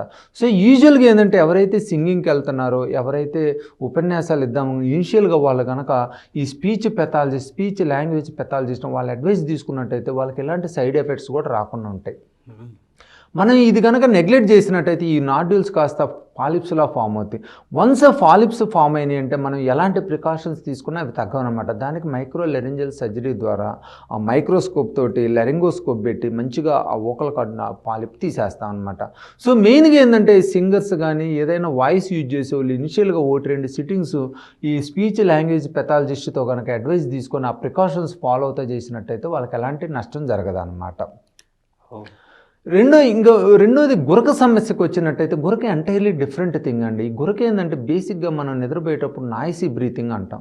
ఇది 2 రకాలు. ఒకటేంది గురక ఓన్లీ సిమ్టమాటిక్ అంటే గురక వస్తుంటుంది పక్కన వాళ్ళకి నిద్ర పట్టదు ఇది. రెండోది ఏంటంటే పేషెంట్కి కూడా నష్టం కలిగిస్తుంటుంది. ఈ గురక వచ్చినప్పుడు సివియర్ గురక వచ్చిందంటే బాడీలో ఆక్సిజన్ లెవెల్స్ తగ్గి హైపాక్సియా వచ్చేసి వాళ్ళకి స్లీప్ డిస్టర్బెన్స్ అవుతుంటుంది. ఈ స్లీప్ డిస్టర్బెన్సే కాకుండా ఎవ్రీ టైం మన బాడీలో ఆక్సిజన్ లెవెల్స్ తగ్గినప్పుడు హార్ట్ ఇంకా ఎక్కువ పంప్ చేయాల్సి వస్తుంది. కార్డియోమెగలే ప్రాబ్లం వస్తాయి, పల్మనరీ హైపర్టెన్షన్, ఇవన్నీ చాలా సీరియస్ ప్రాబ్లమ్స్ అండి. కార్డియోమెగలే వచ్చిందంటే దానికి మనం హార్ట్ ట్రాన్స్ప్లాంట్ దాకా వెళ్ళాల్సి వస్తుంది అనమాట. అట్లనే పల్మనరీ హైపర్ టెన్షన్ ఉన్నా కూడా మనకి మెడిసిన్స్తో తక్కువ కావడం చాలా కష్టం. సో గురకున్న వాళ్ళు ఎట్టి పరిస్థితుల్లోనే ఎస్పెషలీ మిడిల్ ఏజ్ పీపుల్ మటుకు ఎట్టి పరిస్థితుల్లోనూ దాన్ని నెగ్లెక్ట్ చేయడం మంచిది కాదనమాట. ఈ గురకున్న వాళ్ళకి ఏంటంటే మనం ముక్కుని గొంతుని ఎండోస్కోపీ ద్వారా చెక్ చేసుకున్నట్టయితే మనకి ఈజీగా ఎక్కడ బ్లాకేజ్ ఉంది, ఎక్కడ ఇబ్బంది ఉంది, ఎక్కడ అనటామికల్గా ఇబ్బంది ఉందనేది తెలిసిపోతుంది. ఆ ముక్కులో బోను వంకర ఉందా, కండ పెరిగిందా, గొంతులో టిష్యూస్ పెరిగినాయా, లేదా కింద ఎపిగ్లాటిస్ ఏమైనా ఎన్లార్జ్ అయిందా, ఇలాంటిది మనకు చాలా క్లియర్గా తెలిసిపోయిద్ది అనమాట. సో ఈ విధంగా ఎక్కడైతే మనకు స్ట్రక్చరల్ ప్రాబ్లం ఉండి ఆ బ్లాక్ చేస్తుందో ఎయిర్ పోవటానికి దాన్ని కనుక మనం సర్జరీ ద్వారా లేజర్ను ఉపయోగించి మంచిగా కరెక్ట్ చేసుకున్నట్టయితే వాళ్ళ గురక సమస్య తగ్గుతుంది అనమాట. దీంతోపాటు మెయిన్ గురకొచ్చే వాళ్ళు ఆలోచించాల్సింది ఏంటంటే వెయిట్ గెయిన్ అయినా మన మెడ లావుగా ఉన్నా కూడా గురకొచ్చే సమస్య ఉంటుంది అనమాట. ఒకవేళ ఓవర్ వెయిట్ ఉన్నట్టయితే వాళ్ళు వెయిట్ తగ్గాలండి. ఈ వెయిట్ తగ్గకుండా మేము ఎలాంటి ట్రీట్మెంట్ ఇచ్చినా, ఎలాంటి ఎక్సర్సైజులు ఇచ్చినా, ఎలాంటి సర్జరీలు చేసినా కూడా ఉపయోగం ఉండదు. ఎస్పెషలీ ఈ overweight obese patients weight తగ్గుతా వాళ్ళకి ఆ తగ్గిన తర్వాత కూడా ఈ గురక సమస్య ఉన్నట్టయితే సింపుల్ సర్జరీస్ ద్వారా లేజర్ని ఉపయోగించి చేసుకున్నట్టయితే వాళ్ళు గురక సమస్య నుంచి నివారణ పొందవచ్చు, క్యూర్ చేసుకోవచ్చు. మెయిన్గా చిన్నపిల్లల్లో గురక వస్తుందంటే వాళ్ళకి సాధారణంగా ఏంటంటే ఎడినాయిడ్ హైపర్ట్రోఫీ, టాన్సిల్ హైపర్ట్రోఫీ నుంచి అవుతుంది అనమాట. ఈ పిల్లల్లో కనుక గురక ఉన్నట్టయితే ఎక్కువ మందికి మనం వాళ్ళకి ఫిజికల్ యాక్టివిటీ ఇంప్రూవ్ చేసుకొని కొంచెం స్టీమ్ ఇన్హలేషన్ పట్టుకున్నట్టయితే చాలామంది తగ్గిద్దండి. ఓన్లీ అక్యూట్ స్టేజ్లోనే వాళ్ళకి మందులు ఇవ్వాల్సి వస్తుంది. ఒకవేళ వాళ్ళ ఫిజికల్ యాక్టివిటీ ఇంప్రూవ్ చేసి మందులు ఇచ్చినా తగ్గకపోతే మటుకి వాళ్ళకి మనం ఆపరేషన్ చేయాల్సి వస్తుంది. ఎడినాయిడెక్టమీ అంటాం. ఇవాళ ఎడినాయిడెక్టమీ అనేది సేఫ్ ప్రొసీజర్ అండి. అండర్ ఎండోస్కోపిక్ గైడెన్స్లో కోయాబులేటరీ ఇన్స్ట్రుమెంట్ ద్వారా చక్కగా ఎడినాయిడ్ మొత్తం తీసినట్టయితే ఆ రికరెన్స్ ప్రాబ్లం ఉండదు, పేషెంట్ కంప్లీట్ నార్మల్ స్టేజ్కి వస్తారన్నమాట. సరే, ఇప్పుడు మీరు ఎంతకాలం నుంచి మీరు ఈ క్లినిక్ నడుపుతున్నారండి? నేను ఇక్కడికి హైదరాబాద్ రాకముందు ఢిల్లీలో ఉన్నానండి. నేను ఢిల్లీలో all India Institute of medical సైన్స్లో masters in auto rhino laryngology అంటే ఈఎన్టీలో చేశాను. ఆ తర్వాత అక్కడే నేను ఫర్దర్ వర్క్ చేసి అసిస్టెంట్ ప్రొఫెసర్గా చేస్తూ ఉన్నాను అనమాట. ఇంకా ఆ తర్వాత నేను 2004లో హైదరాబాద్ వచ్చాను. 2004 నుంచి నేను హైదరాబాద్లో I'm working with different specialities కూడా అండి. అంటే ఈఎన్టీతో పాటు ఈఎన్టీ అనేది రొటీన్ మన ముక్కు, గొంతు, చెవి ఆపరేషన్. దీంతో పాటు ఏంటంటే ఇప్పుడు ముక్కు చూసాం అనుకోండి, ముక్కుకి బ్రెయిన్కి నడి మధ్య పెథాలజీ ఉంటుంది. దాన్ని న్యూరో సర్జరీ చేయాలన్నా, ఈఎన్టీ సర్జన్ చేయాలన్నా. అట్టనే చెవికి బ్రెయిన్కి నడి మధ్య ఈఎన్టీ సర్జన్ చేయాలన్నా, న్యూరో సర్జన్ చేయాలన్నా. అలానే మనం గొంతు కింద భాగంలో ఉంటుంది. ఈ ఈఎన్టీ ఒకరే చేయాలి, ఈఎన్టీతో పాటు కార్డియోథొరాసిక్ సర్జన్ చేయాలన్నా. సో ఇలాంటి వాటిలో ఏం చేశానంటే ఈ ఆల్ ఇండియా ఇన్స్టిట్యూట్లో ఉండటం వలన అక్కడ ఏమవుతుందంటే అన్ని డిపార్ట్మెంట్లు మీరు చూసినట్టయితే న్యూరో సర్జరీ కానీ, కార్డియోథొరాసిక్ సర్జరీ కానీ, ఆంకాలజిస్ట్ కానీ అందరం కూడా కలిసి వర్క్ చేస్తాం. ఐ స్పెషలిస్టు, ఎందుకంటే ముక్కుకి కంటికి నడి మధ్య ఉన్న ప్రాబ్లమ్స్ ఉంటాయి, నీరు గారడం అనుకోండి, ట్యూమర్స్ ఉంటాం అనుకోండి, ఇవన్నీ కూడా కలిసి చేసేవాళ్ళం, కలిసి డిస్కస్ చేసేవాళ్ళం, నాలెడ్జ్ని షేర్ చేసుకునేవాళ్ళం. ఆ విధంగా ఏమవుతుందంటే ఇక్కడికి వచ్చిన తర్వాత కూడా I worked different departments, LV ప్రసాద్లో ఐ స్పెషలిస్ట్ తోటి, అట్నే మిగతా హాస్పిటల్స్లో, అట్నే డిఫరెంట్ న్యూరో సర్జరీ డిపార్ట్మెంట్స్ నిమ్స్లో అనుకోండి, డిఫరెంట్ కార్పొరేట్ హాస్పిటల్లో కూడా ఇట్లా multiple specialities including dental department కొన్ని ఉంటాయి, డెంటల్ సిస్ట్లు ఉంటాయి, అవి సైనస్లో పోతాయి. డెంటల్ సర్జన్కి ఏంటంటే అక్కడ సైనస్ని ఎట్లా మేనేజ్ చేయాలనేది ఇంపార్టెంట్ ఇష్యూ. సో ఈ విధంగా ఏంటంటే ఈ మల్టిపుల్ స్పెషాలిటీస్ అందరూ కలిసి ఒకరికొకరు హెల్ప్ చేసుకుంటా పేషెంట్కి మంచి ట్రీట్మెంట్ ఇచ్చే అవకాశం ఎక్కువ ఉందన్నమాట. సో ఇక్కడికి వచ్చిన తర్వాత నేను ఇక్కడ Asian ENT care centre start చేశాను పంజాగుట్లో. ఏషియన్ ఈఎన్టీ కేర్ సెంటర్లో నేను ఫస్ట్ డెవలప్ చేసింది ఏంటంటే, ఏ పేషెంట్ అయినా ఈఎన్టీ ప్రాబ్లమ్స్తో వస్తే 100% డయాగ్నోసిస్ అయిపోవాలి. అంటే అన్ని రకాల టెస్టులు మీకు ఏవైతే ఈఎన్టీలో ఉన్న ఇయర్ నోస్ త్రోట్ సంబంధించిన టెస్టులు ఎన్నైతే అప్డేటెడ్ టిల్ నౌ ఉన్నాయో అన్నీ అవైలబుల్ చేసాం. అంటే ఇక పేషెంట్కి ఈ ప్రాబ్లమ్ని మేము మిస్గాం, ఈ టెస్ట్ లేదు, ఈ ప్రాబ్లం మిస్గాము. అట్టనే ప్రాబ్లమ్స్ని ఏదైనా ఉన్నా కూడా, కన్ఫ్యూజన్ ఉన్నా కూడా 1 డే టైం తీసుకొని మిగతా టెస్టులు ఆలోచించి మళ్ళీ పేషెంట్ని పిలిచి మళ్ళీ ఇంకోసారి పేషెంట్తో డిస్కస్ చేసి అవసరం అన్నీ చేసి 100% యాక్యురేట్ డయాగ్నోజ్ చేస్తానంట. వన్స్ యాక్యురేట్ డయాగ్నోజ్ చేసిన తర్వాత ఎవరు ట్రీట్మెంట్ ఇవ్వాలి, ఈఎన్టీ వల్ల ఇవ్వాలన్నా, ఈఎన్టీతో పాటు న్యూరో సర్జన్ ఇన్వాల్వ్ చేయాలన్నా, ఈఎన్టీతో పాటు ఆప్థమాలజిస్ట్ని ఇన్వాల్వ్ చేయాలన్నా, ఈఎన్టీతో పాటు ఇలా we have the team of the people also అండి. డిఫరెంట్ స్పెషాలిటీ, అందరూ ఎక్స్పీరియన్స్డ్ పీపుల్, అందరం కూడా ఇన్స్టిట్యూట్స్ నుంచి ట్రైన్ అయ్యాను. ఇన్స్టిట్యూట్ నుంచి ట్రైన్ అయితే అడ్వాంటేజ్ ఏంటంటే వాళ్ళు వితిన్ 6 monthsలోనే they will see almost all the text బుక్స్లో ఏవైతే వ్యాధులు ఉన్నాయో అన్నీ కూడా నువ్వు 6 నెలల్లో చూస్తావు. ఈ 6 నెలల్లో నీకు వాటిని ఎట్ట మేనేజ్ చేయాలనేది తెలుస్తుంది. ఆ ఎక్స్పీరియన్స్ తోటి ఏమవుతుందంటే నీకు పేషెంట్ ఏ స్టేజ్లో ఎలాంటి డిసీజ్లో వచ్చినా కూడా వాళ్ళకి బెస్ట్ ట్రీట్మెంట్ ఇస్తాం. రిజల్ట్ అనేది different issue, best treatment is more. యూజువల్గా ఏంటంటే బెస్ట్ ట్రీట్మెంట్ ఇచ్చామంటే రిజల్ట్స్ కూడా మోస్ట్ యాక్యురేట్గా ఉంటాయి. మనం ఎలా అయితే సపోజ్ ఎగ్జామ్కి ప్రిపేర్ అవుతాం, ఎగ్జామ్ ప్రిపరేషన్ అంటే ఓన్లీ చదవటమే కదా, చదువుతుంటంతో పాటు రిమెంబరెన్స్, టైం ప్రకారం మనం క్వశ్చన్ పేపర్ని ఫిలప్ చేయటం, క్వశ్చన్ టైం ప్రకారం మనం ఆన్సర్స్ అన్ని కరెక్ట్గా రాయటం, ఇవన్నీ కూడా ఇంపార్టెంట్. 24 గంటలు చదివాను నాకు అట్లానే నీకు సబ్జెక్ట్ అంతా ఉంది, ఉపయోగించలేకపోతే ఉపయోగం ఉండదు అనమాట. ఇదంతా వెరీ ఇంపార్టెంట్. ఒక పేషెంట్ ఒక వ్యాధితో వచ్చాయంటే నీ సర్జికల్ స్కిల్స్ని, నీ మెడికల్ నాలెడ్జ్ని, దాంతోపాటు నీ కొలీగ్స్ని అన్నింటినీ ఇన్వాల్వ్ చేసినట్టయితే పేషెంట్కి మంచి రిజల్ట్ వచ్చే అవకాశం ఉంటుంది.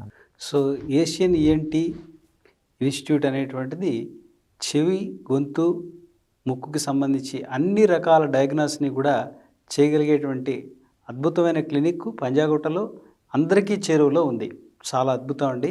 అయితే అసలు మీరు ఇక్కడ ఇది ఎప్పుడు స్టార్ట్ చేశారండి, ఏషియన్ ఈఎన్టీ కేర్ అనేటువంటిది? ఏషియన్ ఈఎన్టీ కేర్ సెంటర్ అనేది 2015 March 18th, May 18th start చేశానండి. స్టార్ట్ చేయడంతో we went with good thinking అనమాట. అన్ని డిపార్ట్మెంట్స్ ఉండాలి ఇక్కడ. అన్ని డిపార్ట్మెంట్స్ ఇక్కడ ఉంటే ఏంటంటే అందరం ఒకరికొకరు ఈజీగా నాలెడ్జ్ షేర్ చేసుకోవచ్చు. ఏ మాత్రం డౌట్స్ ఉన్నా కూడా ఒకరినొకరు ఈజీగా మాట్లాడుకోవచ్చు. అలా కాకుండా నేను ఇక్కడ ఈఎన్టీ సర్జన్ ఉన్నాను, ఇంకో చోట స్పీచ్ పెథాలజిస్ట్ ఉన్నాడు, ఇంకో చోట ఆడియాలజిస్ట్ ఉన్నారంటే వెరీ డిఫికల్ట్ అనమాట టు కమ్యూనికేట్. రెండోది ఏంటంటే ఒక్కోసారి అక్కడ ఆ సీనియర్ పర్సన్ ఆ టైంలో ఉన్నారా, జూనియర్ పర్సన్ ఉన్నారా, ఎవరు చేశారనేది కూడా మనకు తెలియదు. ఒక్కోసారి ఆ చేసిన వాళ్ళు కూడా మన కాంటాక్ట్లో ఉన్నారా లేదని కూడా తెలియదు. ఇంకోటి ఏంటంటే ప్రాబ్లం వచ్చేది, పేషెంట్ ఒకసారి నీ దగ్గర చూయించుకున్న తర్వాత ఒక్కోసారి నువ్వు ఓడి చెప్పినా వాళ్ళు నీకు తెలియకపోవచ్చు, వేరే చోట ఎక్కడో వాళ్ళకి అవైలబిలిటీ ఉన్న చోట చేయించుకున్నావు, వాళ్ళు నీ కాంటాక్ట్లో ఉండవు. ఎందుకంటే మనం చూసినట్టయితే ఎవ్రీబడి హ్యాస్ ఇండివిజువల్ స్కిల్స్ అండి. ఎందుకంటే ఒక డిగ్రీ మనం ఇచ్చామంటే అందరూ ఈక్వల్గా ఉండాలని లేదు. సేమ్ మనం కూడా ఒక మనిషి ఉన్నామంటే ఒక ఏజ్లో ఒక క్లాస్లో అందరూ ఒక రకంగా ఉండరు. ఎందుకంటే మనం ఫస్ట్ ర్యాంక్ నుంచి లాస్ట్ ర్యాంక్ దాకా చూస్తాం, అదే క్లాసు అదే టీచర్ చెప్తారు, కానీ స్టూడెంట్స్ నాలెడ్జ్ వేరుగా ఉంటుంది. అలానే ఇక్కడ డాక్టర్లు కానీ పారామెడికల్ టీమ్ కానీ ఇవన్నీ కూడా వేరియేషన్స్ ఉంటాయి. సో యూజువల్గా నా ఇంటెన్షన్ ఏంటంటే అప్పుడు Asian ENT care centre develop చేయడంలో అందరిని ఇక్కడ డెవలప్ చేద్దాం, అందరికీ మనకు నాలెడ్జ్ తెలుస్తుంది, అందరి క్యాపబిలిటీస్ తెలుస్తాయి. ఎవరికన్నా క్యాపబిలిటీ తక్కువ ఉందనుకోండి వాళ్ళని హౌ టు ఇంప్రూవ్, వాళ్ళని ట్రైనింగ్కి పంపించడం, ఈ విధంగా వాళ్ళని మళ్ళీ till highest level of the knowledge తీసుకురావటం. సో ఇక్కడ Asian ENT care centre develop చేసిన తర్వాత డెవలప్ అయిన తర్వాత అక్కడ మనం స్థాపించిన తర్వాత ఏం చేసామంటే ఫస్ట్ ఎక్విప్మెంట్ని మొత్తం తీసుకొచ్చామండి. ఎక్విప్మెంట్ ఉందంటేనే నేర్చుకుంటారు, ఎక్విప్మెంట్ లేకపోతే నేర్చుకోలేరు. వచ్చిన వాళ్ళు కూడా పని చేయడానికి వాళ్ళకి ఎక్విప్మెంట్, ఫస్ట్ ఎక్విప్మెంట్ అంతా డెవలప్ చేసాం. ఎక్విప్మెంట్ డెవలప్ అయిన తర్వాత మంచిగా క్వాలిఫైడ్ పీపుల్ని from different institutes like All India Institute of Speech and Hearing, Mysore నుంచి క్వాలిఫై అయిన వాళ్ళని ఇట్లా మంచి పీపుల్ని తీసుకొచ్చి అక్కడ ఎక్విప్మెంట్స్ కానీ అక్కడ రిపోర్ట్స్ కానీ అన్నీ స్టాండర్డైజ్ చేయించాం అనమాట. ఇప్పుడున్న పరిస్థితులు ఏంటంటే ఎవరు వచ్చినా కూడా వితిన్ 1 monthలో they can reach the top knowledge in that institute. ఎందుకంటే అన్ని ఫెసిలిటీస్ ఉన్నాయి, అన్నీ నేర్చుకోవడానికి అవకాశం ఉంది, నేర్చుకున్న దాన్ని ఉపయోగించడానికి అవకాశం ఉంది. ఎందుకంటే పేషెంట్లు కూడా కంటిన్యూస్గా ఉంటారు, అన్ని వెరైటీ ఆఫ్ పేషెంట్స్ ఉంటారు, అన్ని వ్యాధులను కూడా ట్రీట్మెంట్ ఇస్తున్నాము. అలానే అక్కడ వెరీ రీజనబుల్ రేట్లో ఇస్తున్నాం. ఎందుకంటే ఓవర్ హెడ్స్ అనేది చాలా తక్కువ ఉంటాయి అక్కడ. ఎందుకంటే మేమే మేనేజ్ చేస్తుంటాం, అక్కడ మెయింటెనెన్స్ అనేది కూడా తక్కువ ఉండటం వలన ఈవెన్ టెస్ట్లు అవన్నీ కూడా వెరీ రీజనబుల్ రేట్లో చేయగలుగుతున్నాము. అలానే పేషెంట్ కూడా ప్రాపర్ అడ్వైజ్ ఇవ్వగలిగి ప్రాపర్గా మంచి పేషెంట్ ట్రీట్మెంట్ ఇవ్వగలుగుతున్నాం అనమాట. ఓన్లీ థింగ్ ఏంటంటే ఎప్పుడన్నా మేము మిగతా వాళ్ళ హెల్ప్ తీసుకుంటున్నాం, ఎస్పెషల్లీ ఏదైనా క్యాన్సర్ పేషెంట్ ఉండి రేడియోథెరపీ అవసరమైనా కీమోథెరపీ అవసరమైన అలాంటి పేషెంట్స్ని we are taking help from other big hospitals where this facilities are available. అన్ని facilities under one roof. Yeah, చాలా చక్కగా చేశారు సార్. ఇప్పుడు మీరు అసలు ఈ ఈఎన్టీఏ తీసుకోవడానికి ఏమైనా బలమైన కారణం ఉందా, లేకపోతే యాదృచ్ఛికంగా మీరు ఈఎన్టీ తీసుకోవడం అనేది జరిగిందా? యాక్చువల్గా ఏంటంటే నేను ఎంబీబీఎస్ గుంటూరు మెడికల్ కాలేజ్ చదువుకునేటప్పుడు నాకు ఆ మెడికల్ కాలేజీకి వెళ్ళిన తర్వాత ఫోర్త్ ఇయర్ నుంచే నాకు all India Institute of medical science ఢిల్లీలో చేయాలని అనిపించిందండి. ఇంకా అక్కడే చేరాలని. ఈవెన్ దో ఆ టైంలో నాకు ఆంధ్ర ఎంట్రన్స్ అయితే నేను ఆంధ్రప్రదేశ్ ఎంట్రన్స్ అయితే రాయలేదు. నేను రాసింది JIPMER, Vellore CMC and PGI Chandigarh మూడిట్లోని సీట్లు వచ్చినాయి. ఎయిమ్స్ అనుకున్నాను, ఇంక ఎయిమ్స్లోనే చేద్దాం అనుకున్నాను. ఎయిమ్స్లో నేను ఆలోచిస్తే ఏంటంటే ఈఎన్టీ బ్రాంచ్ ఎక్సలెంట్ బ్రాంచ్ అని ఇన్ఫర్మేషన్ వచ్చిందండి. అక్కడ అప్పుడు 6 ఫ్యాకల్టీ ఉండేవాళ్ళు, 6 కూడా కన్సల్టెంట్లు ఎక్సలెంట్ వర్క్ చేసేవాళ్ళు. వాళ్ళంతా internationally they are very well recognised. And అక్కడ టీమ్ అప్రోచ్ కానీ ఒకరికొకరు కోఆర్డినేషన్ కానీ చాలా బాగుండేదన్నమాట. ఆ విధంగా అక్కడ నేను వెళ్ళిపోయి అక్కడ ఈఎన్టీ డిపార్ట్మెంట్ని సెలెక్ట్ చేసుకుని ఈఎన్టీలో ఉంటా. అక్కడే నేను ఫర్దర్ 10 years వర్క్ చేసి ఆ తర్వాత నేను హైదరాబాద్ వచ్చాను. సో ఫస్ట్ నుంచి మీకు కోరిక ఈఎన్టీ దాంట్లో చేయాలి, అది కూడా ఆల్ ఇండియా మెడికల్ సైన్సెస్లోనే చేయాలి అనేటువంటిది మీరు అనుకున్నది మీరు సాధించేశారు. మరి ఇప్పుడు మీ నెక్స్ట్ జనరేషన్ మీ పిల్లల్ని కూడా డాక్టర్ వృత్తిలోకి ఏమైనా తీసుకొద్దాం అనుకుంటున్నారా? ఏం చేస్తున్నారు మీ పిల్లలు? యాక్చువల్గా మా అబ్బాయి కూడా ఆల్రెడీ 3rd year ఎంబీబీఎస్ చదువుతున్నాడండి గాంధీ మెడికల్ కాలేజీలో. మా పాప ఇంజనీరింగ్ చేస్తుంది ఆర్టిఫిషియల్ ఇంటెలిజెన్స్ ఇక్ఫై యూనివర్సిటీలో. ఇప్పుడు తనకి నేను అదే అడ్వైజ్ ఇస్తున్నాను, ఫస్ట్ ఎంబీబీఎస్లో మంచిగా గ్రోగా, ఎంబీబీఎస్ అయ్యేటప్పటికి నీకు అన్ని సబ్జెక్టులోనే అవగాహన వస్తుంది. ఆ తర్వాత నువ్వు డిసైడ్ చేసుకోవచ్చు. ఈ మధ్యలో నీకు ఇంట్లో ఏదన్నా కావాలన్నా ఈఎన్టీ గురించి కానీ మిగతా స్పెషాలిటీస్ గురించి కానీ నేను డిస్కస్ చేస్తూ ఉంటాను. యూజువల్గా ఏమవుతుందంటే ఒక్కొక్కరికి ఒక్కో రకమైనవి వస్తుందండి. ఎందుకంటే ఈఎన్టీ అంటే ఎక్స్క్లూజివ్లీ సర్జికల్ స్కిల్, సర్జరీస్ మీదే మెయిన్గా ఆధారపడి ఉంటుంది అనమాట. అలానే ఇప్పుడు మిగతా న్యూరాలజీ చూసుకుంటే ఎక్స్క్లూజివ్ మెడిసిన్. ఇలా వీళ్ళకి ఏమవుతుందంటే ఎంబీబీఎస్ అయ్యేటప్పటికి వాళ్ళకి ఒక మంచి అవగాహన వస్తుంది. రెండోది ఏంటంటే ఫిజికల్ క్యాపబిలిటీస్ కూడా ఇంపార్టెంట్ అనమాట. I'm interested in surgery or not, I'm interested in physician, I'm interested in research, all these things అనమాట. సో ఎంబీబీఎస్ అయిపోయేదాకా ఆలోచించి ఎంబీబీఎస్ అయిపోయిన తర్వాత అన్ని సబ్జెక్టులో including anatomy, biochemistry, physiology, pathology, pharmacology, surgery, ENT ఇవన్నిట్లోనూ వాళ్ళకి ఆ తర్వాత వాళ్ళని డిసైడ్ చేసుకోమని చెప్పాను. ఈఎన్టీ ఫీల్డ్లోకి వస్తే real it is good and I can guide అంతే comfortably because I know each and everything. అట్టనే ఇంట్రెస్ట్ లేనిదాన్ని కూడా మనం చేయలేం. మోస్ట్లీ నేను రికార్డింగ్ నా సబ్జెక్ట్లో తను వస్తాడా రాదనేది ఆ ఫైనల్ ఇయర్ అయిపోయిన తర్వాత maybe I will discuss. Till the time I will tell him focus on all subjects because at this moment you have to expose to everything, you have to excel in every subject. That's true. Sir ఇంత బిజీగా ఒక పక్కని పేషెంట్లు, ఒక పక్కని surgeries, plus అది కాకుండా మీరు చాలా social యాక్టివిటీస్లో కూడా చాలా యాక్టివ్గా ఉంటారు. How is it possible? ఇది ఏమన్నా మీ పర్సనల్ లైఫ్ని ఎప్పుడైనా డిస్టర్బ్ చేస్తూ ఉంటుందండి? అలాంటిది ఏం లేదండి. బేసిక్గా ఇక్కడ ఏంటంటే టైం మేనేజ్మెంట్ అనేది ఇంపార్టెంట్ అండి. యూజువల్గా ఏంటంటే ఒక రోజు ముందే మీరు ప్లాన్ చేసుకున్నా అంటే యూజువల్గా ఎస్పెషల్లీ నేను సర్జరీ అయితే ఒక రోజు ముందు చాలా జాగ్రత్తగా ప్లాన్ చేసుకుంటాను. ముందే పేషెంట్ చూస్తాను. పేషెంట్ చూసిన తర్వాత ఆ ఈవినింగే నాకు ప్లాన్ అయిపోయింది, ఈ స్టెప్ ఇలా చేయాలి సర్జరీ అనేది. అలానే దానివల్ల ఏమవుతుందంటే నా కొలీగ్స్కి చాలా కంఫర్ట్, ఎస్పెషల్లీ అనస్థెటిస్టులు కూడా they are very very confident. ఎందుకంటే you know what is happening, what you require in surgery, everything అనమాట.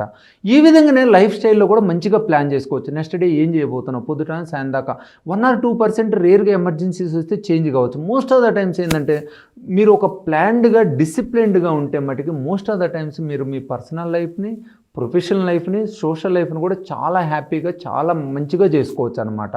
పొద్దున్నే మీరు 6 o'clock మీ స్పోర్ట్స్ యాక్టివిటీ స్టార్ట్ చేద్దాం అనుకుని దాన్ని బట్టి 5:30కి, అంతేగాని 6 అనుకొని 6:30కి లెగిసి ఈ టైమ్స్ అన్నీ అబ్జర్వ్ చేసుకుంటేనే ప్రాబ్లం అనమాట. మోస్ట్ ఆఫ్ ద టైమ్స్ మీరు నేను ఏదైనా కూడా ఒకరోజు ముందే ప్లాన్ చేసుకుంటాను. అనుకున్న దానికి ఒక 10 minutes బిఫోర్ రీచ్ కావడానికి ట్రై చేస్తాండి. ఆ విధంగా చేసుకోవటం వల్ల ఇప్పుడు కూడా ఎలాంటి ప్రాబ్లం ఏం లేదు.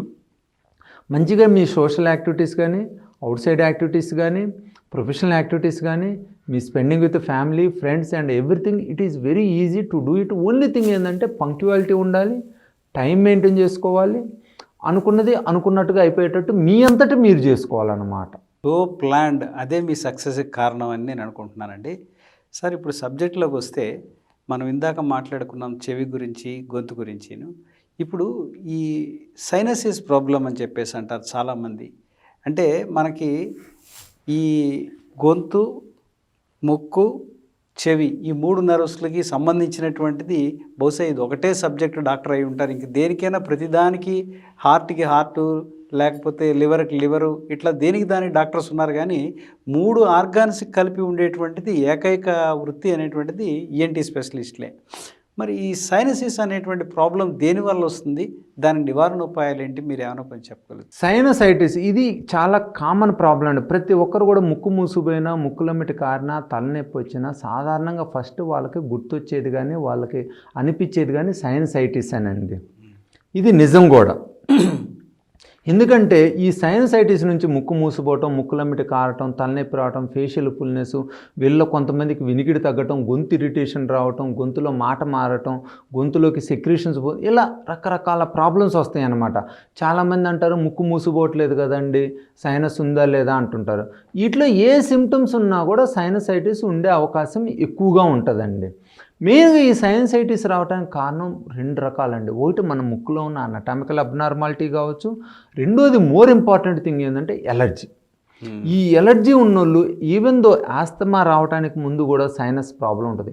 ఆస్తమా ఉన్న వాళ్ళందరికీ కూడా ఆల్మోస్ట్ సైనస్ ప్రాబ్లం ఉన్న కింద లెక్కేనండి. ఈ అనటామికల్ ప్రాబ్లం చూసినట్టయితే ఎదురు ముక్కులో కండ పెరగటం కానీ, ముక్కు బోను వంకర ఉండటం కానీ, లేదా ముక్కు వెనక భాగంలో మూసిపోవటం వల్ల కానీ, కొయినల్ నారోయింగ్ కానీ, లేదా ఎడినాయిడ్ హైపర్ట్రోఫీ కానీ, వేరే ఏదన్నా మాసులు కానీ, ఏదన్నా గడ్డలు కానీ ఏది ఉన్నా కూడా అనటామికల్గా మనకు అక్కడ సెక్రీషన్స్ ఎక్యుములేట్ అయిపోయి సైనసైటిస్ ప్రాబ్లం వచ్చే అవకాశం ఉంది.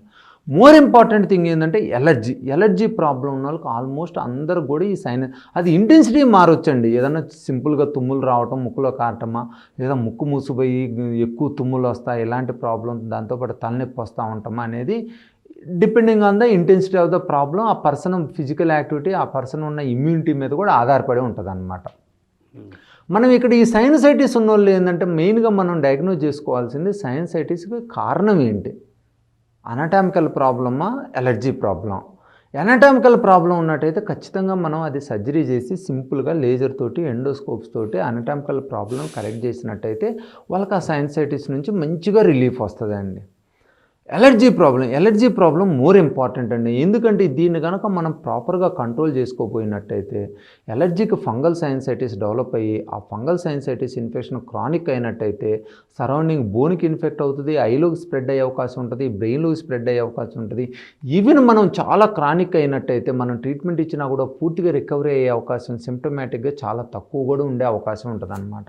సో ఈ ఎలర్జీ ఉన్న వాళ్ళు ఏంటంటే ఎస్పెషలీ తుమ్ములు వస్తున్నా, ముక్కులమ్మటి కారుతున్నా, ఎస్పెషలీ ముక్కు మూసిపోతున్నట్టయితే ఖచ్చితంగా డాక్టర్ గారిని సంప్రదించి ముక్కును ప్రాపర్గా ఎగ్జామినేషన్ చేసుకొని అవసరమైతే సిటీ స్కాన్ చేసుకొని, మోర్ ఇంపార్టెంట్ థింగ్ ఏంటంటే వీటితో పాటు ఎలర్జిక్ స్కిన్ ప్రిక్ టెస్ట్ చేసుకొని దేనికి ప్రాబ్లం ఉందో తెలుసుకొని దాన్ని మనం చాలా క్లియర్గా ట్రీట్మెంట్ ఇచ్చుకున్నట్టయితే మంచిగా క్యూర్ అవుతుంది అన్నమాట.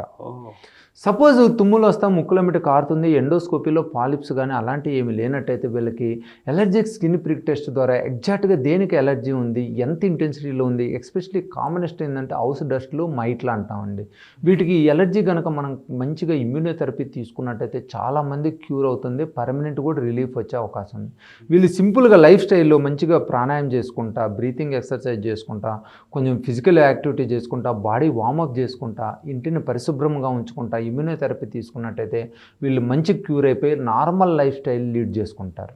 అలా కాకుండా వీళ్ళు కనుక ముక్కులో కనుక పాలిప్స్ అలాంటివి ఉన్నట్టయితే ఎండోస్కోపీలో ఈ ఎలర్జిక్ స్కిన్ ప్రిక్ టెస్ట్తో పాటు మనం సిటీ స్కాన్ కూడా చేసుకొని ఆ పాలిప్స్ అవి ఎంత ఉన్నాయి, ఎంత ఇంటెన్సిటీలో ఉన్నాయి, ఎన్ని సైనస్లో ఉన్నాయో చూసుకొని ఆ పాలిప్స్ని మటుకు 100% మనం ఎండోస్కోపిక్ సైనస్ సర్జరీ విధానం ద్వారా మైక్రోడెబ్రైడర్ను ఉపయోగించి మంచిగా తీసేసినట్టయి, ఆ తీసేసిన తర్వాత వాళ్ళని ముక్కును వాటర్తో శుభ్రం చేసుకోమని చెప్తా, ఈ ప్రాణాయామం చేసుకుంటా, ఇమ్యూనోథెరపీ ఇచ్చినట్టయితే వాళ్ళకి 100% క్యూర్ వస్తుందండి. చాలా వాటికి కూడా వాళ్ళు క్యూర్ అయిపోతారు, చాలా కాన్ఫిడెంట్గా కూడా మంచి క్లియర్ అయిపోతారండి. ఎందుకంటే ఈ విధంగా మనం ఒకటి ఉన్న డిసీజ్ని తీసేసుకుంటున్నాం, ఆ ఎలర్జీని ఇమ్యూనోథెరపీ తర్వాత డీసెన్సిటైజ్ చేసుకుంటున్నాం, మళ్ళీ రాకుండా ముక్కుని వాటర్తో శుభ్రం చేసుకుంటా ప్రాణాయామం చేసుకున్నట్టయితే వాళ్ళు 100% మంచిగా నార్మల్ లైఫ్ని లీడ్ చేసుకునే అవకాశం ఎక్కువ ఉంటుందండి. చాలామంది ఏమనుకుంటారంటే ఈ సైనసైటిస్ ప్రాబ్లం అండి, మనం ట్రీట్మెంట్ తీసుకున్నా తగ్గదు, సర్జరీ చేసుకున్నా తగ్గదు, ఇది వేస్ట్ ఏమో అంటారు. అలాంటిది ఎట్టి పరిస్థితుల్లో లేదండి. మీరు దీని కనుక ప్రాపర్ ట్రీట్మెంట్ తీసుకున్నట్టయితే ప్రాపర్గా ఏదైతే కారణాలు అనటామికల్ అబ్నార్మాలిటీ అంటే అనటామికల్ అబ్నార్మాలిటీ కరెక్ట్ చేసుకోవటం, ఎలర్జీ ఉన్నట్టయితే ఇమ్యూనోథెరపీ తీసుకోవడం, సైనస్లో పాలిప్స్ ఉన్నాయంటే సర్జరీ ద్వారా దాన్ని క్లియర్ చేసి ముక్కును వాటర్తో శుభ్రం చేసుకుంటా మన ఇంట్లో కనుక పరిశుభ్రంగా ఉంచుకొని దుమ్ము ధూళి లేకుండా చేసుకున్నట్టయితే మీకు ఈ సైనస్ నుంచి ఆల్మోస్ట్ పూర్తిగా నయమైపోతారు. మొత్తానికి మా యోగా గురించి కూడా మీరు తీసుకొచ్చారు. ఇందులో ప్రాణాయామం అనేటువంటిది కూడా చాలా రెమిడియల్గా యాక్షన్గా పనిచేస్తుంది ఈ సైనటైసిస్ అని చెప్పేసి. మేము కూడా యోగాలో చేస్తూ ఉంటాం. సూత్రనేతి అని చెప్పేసి ఒక రబ్బర్ ట్యూబ్ని ముక్కులోకి తీసుకొచ్చి నోటి ద్వారా తీసుకొచ్చడానికి దాని ఫ్లమ్ అనేటువంటివి కూడా పోతూ ఉంటాయి. ఇప్పుడు మీకు ముక్కు దిబ్బడ అంటారు. అది ఆల్మోస్ట్ అందరికీ నార్మల్గా వస్తూనే ఉంటుంది. ఏదో ఒక నాస్ట్రిల్ బంద్ అయిపోతూ ఉంటుంది. తర్వాత కొంతసేపు అతను లేచి తన కార్యక్రమాలు చేసుకుంటూ ఉంటే ఆటోమేటిక్గా అవుతూ ఉంటుంది.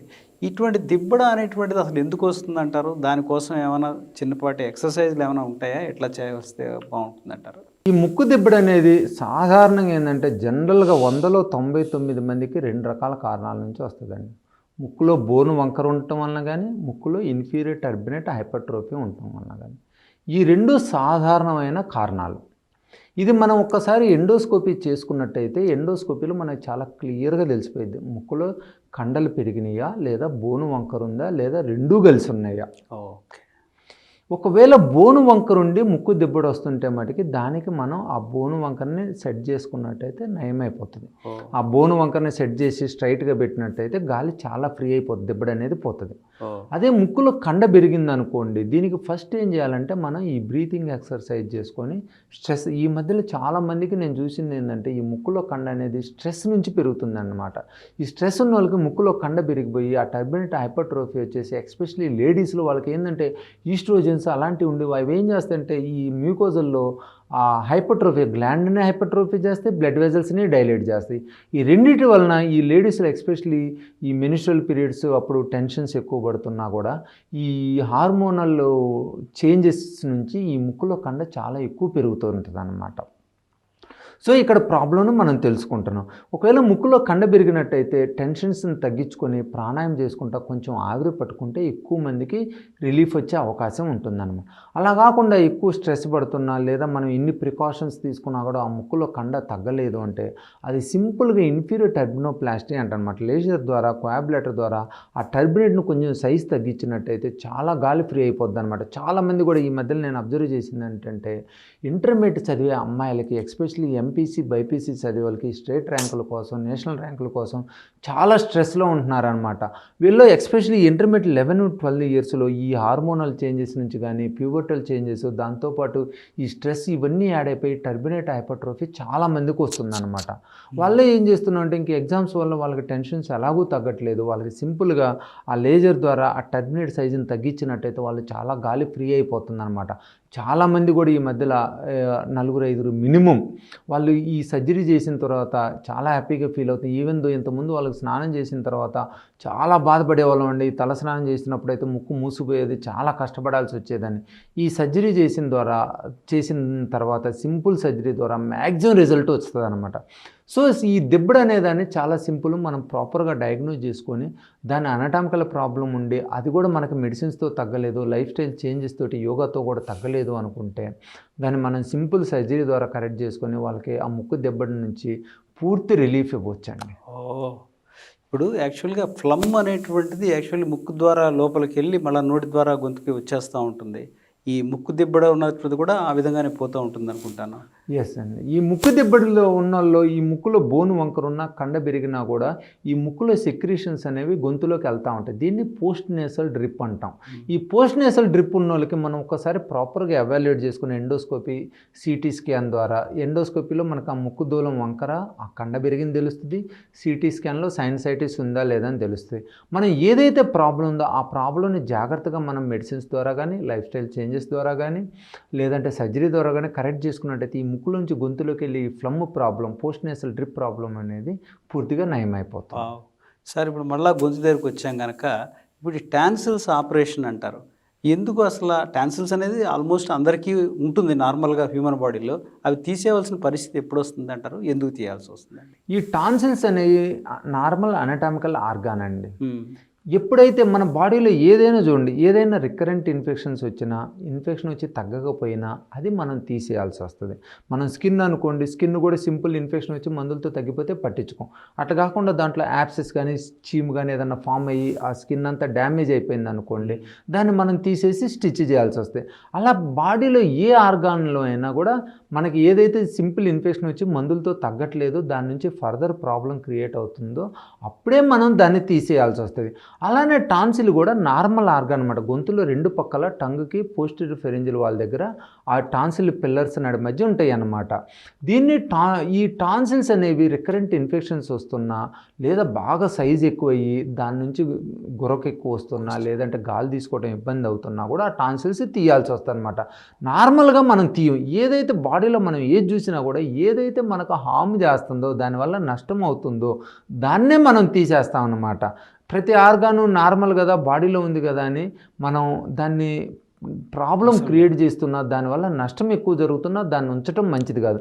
సేమ్ అపెండిక్స్ అనుకున్నాం, సేమ్ అలానే లివర్లో ఏదన్నా యాప్సిస్ ఫామ్ అనుకున్నాం, అలానే ఏదన్నా డిఫరెంట్ ఆర్గాన్స్ మనం ఏది చూసినా కూడా ఎక్కడైతే దానివల్ల మనకు నష్టం జరుగుతుందో దాన్నే మనం తీసేయాలన్నమాట. అట్లాగే టాన్సిల్స్ నుంచి కూడా ఎప్పుడైతే మనకు నష్టం జరుగుతుందో అనుకుంటున్నాం అప్పుడే తీసేస్తాం. నార్మల్ టాన్సిల్స్ని ఎట్టి పరిస్థితిలో తీయాల్సిన అవసరం లేదు, తీయకూడదు కూడా. అద్భుతం అండి, చాలా చక్కటి విషయాలని మా ప్రేక్షకులు చెప్పారు. మరిన్ని విషయాలతోటి మరొకసారి మనం మీతోటి మరొక వీడియోలో కూర్చుందాం సార్. నమస్కారం డాక్టర్ గారు. నమస్కారం.